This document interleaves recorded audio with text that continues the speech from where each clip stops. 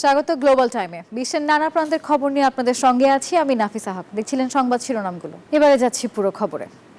লোহিত সাগরে লাইবেরিয়ার পতাকাবাহী একটি পণ্যবাহী জাহাজে হামলা চালিয়েছে ইয়েমেনের হুথি যোদ্ধারা, আর এতে অন্তত 6 জন নিহত হয়েছেন। তবে এখনো পর্যন্ত নিখোঁজ রয়েছেন 15 জন। লোহিত সাগরে এটি হুথিদের সবচেয়ে বড় ভয়াবহ হামলা, যা বিশ্ব বাণিজ্যের অন্যতম গুরুত্বপূর্ণ এই সমুদ্রপথের নিরাপত্তা নিয়ে এখন উদ্বেগ তৈরি করেছে। বুধবার লোহিত সাগরে হুথি বিদ্রোহীদের হামলায় লাইবেরিয়ান পতাকাবাহী একটি পণ্যবাহী জাহাজ ডুবে গেছে।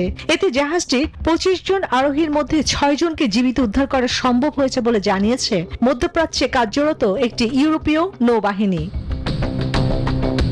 হুথিদের পক্ষ থেকে জানানো হয়, গ্রিসের মালিকানাধীন এন্টারসিটি সি নামে পণ্যবাহী জাহাজটিতে একটি ছোট্ট নৌযান ব্যবহার করে এবং ক্ষেপণাস্ত্র ছুড়ে এই হামলা চালানো হয়। গাজায় ফিলিস্তিনিদের প্রতি সংহতি জানিয়ে এই হামলার দাবি করেছে তারা। হামলায় জাহাজটির উল্লেখযোগ্য ক্ষতি হয়েছে বলে জানায় ব্রিটিশ সামরিক বাহিনীর ইউকেএমটিও। পরে জাহাজটি ইয়েমেনের হুদাইদার উপকূলে ডুবে যায়, যা হুথিদের নিয়ন্ত্রিত এলাকা। বিশ্লেষকরা বলছেন, এইটি লোহিত সাগরে হুথিদের অন্যতম সবচেয়ে মারাত্মক হামলা। একের পর এক এমন হামলায় বিশ্ব বাণিজ্যের অন্যতম গুরুত্বপূর্ণ এই সমুদ্রপথের নিরাপত্তা নিয়ে গভীর উদ্বেগ তৈরি হয়েছে। আন্তর্জাতিক মহলে এখন বাড়ছে নিরাপত্তা ও মানবিক সংকট নিয়ে শঙ্কা। চন্দ্রানী চন্দ্রা, নিউজ 24। মৃত্যুপুরী গাজায় মরদেহের মিছিল দীর্ঘ হয়ে এবারে 57,500 ছাড়িয়েছে, আর এখনও চলছে নজিরবিহীন মানবিক বিপর্যয়। এরই বিপরীতে আশার বাণী শোনাচ্ছেন মার্কিন প্রেসিডেন্ট ডোনাল্ড ট্রাম্প। তিনি জানিয়েছেন, আগামী সপ্তাহের মধ্যেই হতে পারে যুদ্ধবিরতি। হামাসের সঙ্গে চুক্তির দ্বারপ্রান্তে থাকার দাবি করেছে ইসরায়েল। ধ্বংসস্তূপে পরিণত হওয়া গাজা উপত্যকায় থামছে না ইসরায়েলি হামলা। প্রতিদিনই বাড়ছে মৃতের সংখ্যা, যা এখন প্রায় 58,000 ছুঁই। অবরুদ্ধ ভূখণ্ডটির প্রায় সব মানুষ বাস্তুচ্যুত। তীব্র খাদ্য সংকটে পরিস্থিতি ভয়াবহ। এই ধ্বংসযজ্ঞের মধ্যেই যুদ্ধবিরতির জোরালো সম্ভাবনার কথা বললেন মার্কিন প্রেসিডেন্ট ডোনাল্ড ট্রাম্প।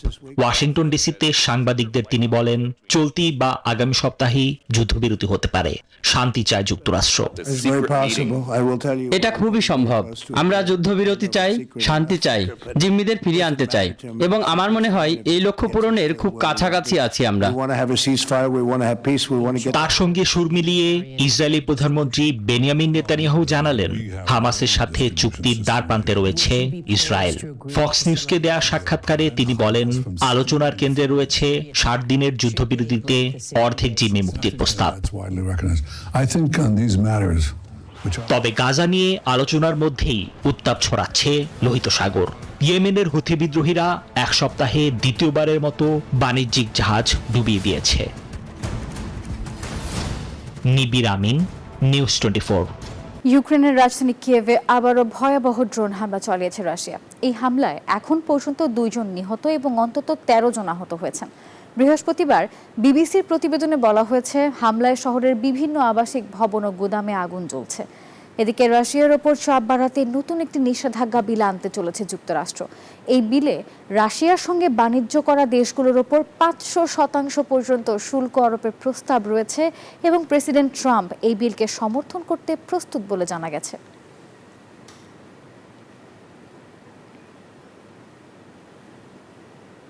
ভয়াবহ বন্যায় নেপালে প্রাণ হারিয়েছেন অন্তত 9 জন, নিখোঁজ রয়েছেন আরও অনেকেই। নেপালের প্রধানমন্ত্রী খড়গ প্রসাদ ওলি শীর্ষমন্ত্রী এবং কর্মকর্তাদের সঙ্গে বন্যা দুর্গত এলাকা পরিদর্শনে গেছেন। এদিকে ইউরোপের মাত্র 10 দিনের ভয়াবহ তাপপ্রবাহে প্রাণ হারিয়েছেন প্রায় 2300 মানুষ। বিজ্ঞানীদের এক প্রাথমিক গবেষণায় জানা গেছে, এর মধ্যে 1500 মৃত্যুর পেছনে সরাসরি দায়ী জলবায়ু পরিবর্তন। মৌসুমী বর্ষণে সৃষ্ট বন্যায় চীনের সঙ্গে সংযোগ স্থাপনকারী মৈত্রী সেতুটি মঙ্গলবার ভোরে ভেসে যাওয়ার পর মানবিক বিপর্যয়ের সূচনা হয় নেপালে। বন্যার তোড়ে নদী গর্ভে বিলীন হয়ে গেছে সেতু সংলগ্ন বাড়িঘর ও শুল্ক চৌকিতে পার্ক করা ট্রাক। মৃত্যু হয়েছে কয়েকজনের। বন্যায় নিখোঁজ লোকজনের সন্ধানে উদ্ধারকর্মীরা বুধবার সকাল থেকে তল্লাশি অভিযান চালাচ্ছেন পাহাড়ি রাসুয়ারা জেলায়। বৃহস্পতিবার রাসুয়ারা জেলা প্রশাসন জানিয়েছে এ পর্যন্ত 55 জনকে জীবিত উদ্ধার করা হয়েছে।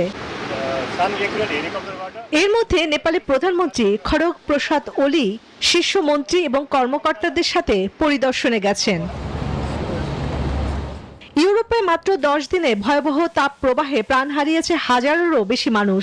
গবেষণায় বলা হয়েছে এই সময়ে স্পেনে তাপমাত্রা 40 ডিগ্রি ছাড়িয়েছিল এবং ফ্রান্সে দেখা দেয় দাবানল। জলবায়ু পরিবর্তনের কারণে শহরগুলোর তাপমাত্রা স্বাভাবিকের চেয়ে 4 ডিগ্রি পর্যন্ত বেড়ে পরিস্থিতিকে আরো বিপজ্জনক করে তুলেছে। এর মূল কারণ হিসেবে জীবাশ্ম জ্বালানি পোড়ানোর ফলে সৃষ্ট গ্রিনহাউস গ্যাসকে দায়ী করেছেন বিজ্ঞানীরা।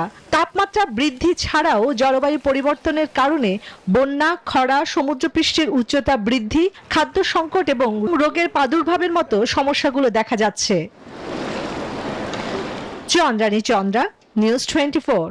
হোয়াইট হাউসে আফ্রিকান নেতাদের সঙ্গে এক বৈঠকে লাইবেরিয়ার প্রেসিডেন্ট জোসেফ বোয়াকাইয়ের ইংরেজি দক্ষতার প্রশংসা করে বিতর্কের মুখে পড়েছেন মার্কিন প্রেসিডেন্ট ডোনাল্ড ট্রাম্প। স্থানীয় সময় বুধবার হোয়াইট হাউসে 5 আফ্রিকান নেতার সঙ্গে বৈঠকে ট্রাম্প প্রশ্ন করেন তাকে, আপনার ইংরেজি এত সুন্দর, আপনি কোথা থেকে শিখেছেন? জবাবে বোয়াকাই জানিয়েছেন তিনি লাইবেরিয়াতেই শিক্ষিত, যেখানে ইংরেজি সরকারি ভাষা। ট্রাম্প এরপরই মন্তব্য করেন, এই টেবিলে এমন অনেকেই আছেন যারা আপনার মতো ভালো ইংরেজি বলতে পারেন না। তবে এই বক্তব্য আফ্রিকান নেতাদের অনেকেই অপমানজনক ও অজ্ঞতাসূচক বলে মনে করেন। লাইবেরিয়া 1822 সালে মার্কিন দাসপ্রথা থেকে মুক্ত আফ্রিকান আমেরিকানদের জন্য পুনর্বাসনের উদ্দেশ্যে প্রতিষ্ঠিত হয়। To Africa to see. At some point I would like to go to Africa, absolutely. এবার ব্রাজিলের ওপর 50% শুল্ক আরোপের হুমকি দিয়েছেন মার্কিন প্রেসিডেন্ট ডোনাল্ড ট্রাম্প। এক চিঠিতে তিনি অভিযোগ করেন ব্রাজিল মার্কিন প্রযুক্তি কোম্পানির ওপর আক্রমণ চালাচ্ছে এবং সাবেক প্রেসিডেন্ট বোলসোনারোর বিরুদ্ধে রাজনৈতিক প্রতিহিংসা করছে। এই হুমকিকে দায়িত্ব জ্ঞানহীন বলে উল্লেখ করেছেন ব্রাজিলের প্রেসিডেন্ট লুলা দা সিলভা। শুধু ব্রাজিল নয়, জাপান ও দক্ষিণ কোরিয়া সহ 22টি দেশকে এমন চিঠি পাঠিয়েছেন ট্রাম্প। তার পরিকল্পনা অনুযায়ী এই নতুন শুল্ক আগামী 1 আগস্ট থেকেই কার্যকর হবে।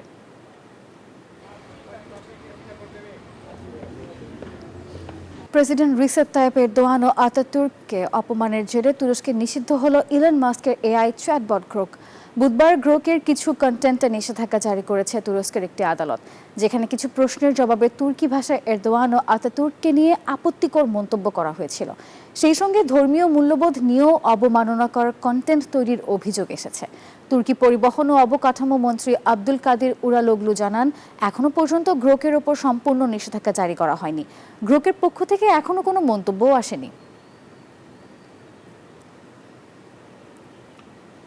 লন্ডনের লাইটরুম আর্ট সেন্টারে শুরু হয়েছে প্রি হিস্টোরিক প্ল্যানেট নামের এক বাস্তব অভিজ্ঞতা। অ্যাপল টিভি প্লাসের জনপ্রিয় সিরিজ অবলম্বনে তৈরি এই আয়োজনে দেখা মিলছে জীবন্ত আকারের ডাইনোসরদের। অভিনেতা ড্যামিয়ান লুইসের ধারাভাষ্য এবং অস্কার জয়ী হান্স জিমারের আবহ সঙ্গীতের সঙ্গে দর্শনার্থীরা পাচ্ছেন প্রাগৈতিহাসিক ক্রেটাসিয়াস যুগের ঘুরে বেড়ানোর এক দারুণ সুযোগ। টাইম মেশিন ছাড়াই সোজা 6.5 কোটি বছর পেছনে, একেবারে ডাইনোসরদের রাজত্বে লন্ডনের লাইটরুম আর্ট সেন্টারে অ্যাপল টিভি প্লাসের সেই বিখ্যাত সিরিজ প্রি হিস্টোরিক প্ল্যানেট এখন জলজ্যান্ত এক অভিজ্ঞতা। চোখের সামনে শিকার করছে ভয়ঙ্কর টিরেক্স, সাঁতার কাটছে বিশাল মোসাসোর, আর আকাশে উঠছে দানবীয় টেরোসোর। শুধু দেখাই নয়, গায়ে গা ঘেঁষে দাঁড়িয়ে মাপা যাবে এদের বিশালতা। প্রযোজক মাইক গান্টনের মতে, টেলিভিশনের পর্দায় যা সম্ভব নয় সেই অনুভূতিই মিলছে এখানে। আর এই শো এর জন্য বাছাই করা হয়েছে ক্রেটাসিয়াস যুগের সব মহাতারকাদের, যারা রীতিমতো রূপালী পর্দা কাঁপিয়ে বেড়াতো। আমার মনে হয় ডাইনোসরদের সোনালী যুগ ছিল একেবারে শেষের দিকে, যখন তারা তাদের শ্রেষ্ঠ সময়ে পৌঁছে গিয়েছিল। তাই আমি ভেবেছিলাম যদি কোনো একটি যুগকেই বেছে নিতে হয় তবে ওটাই ছিল সেরা সময়।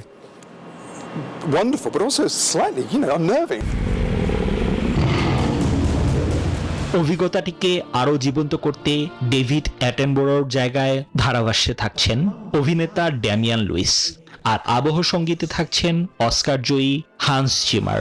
প্রাগৈতিহাসিক এই রোমাঞ্চ উপভোগ করা যাবে চলতি বছরের নভেম্বর পর্যন্ত। নিবির আমিন, নিউজ 24। দর্শক, আর এই ছিল নিউজ 24 গ্লোবাল টাইমের এখনকার আয়োজনে। এতক্ষণ সঙ্গে থাকার জন্য ধন্যবাদ সবাইকে।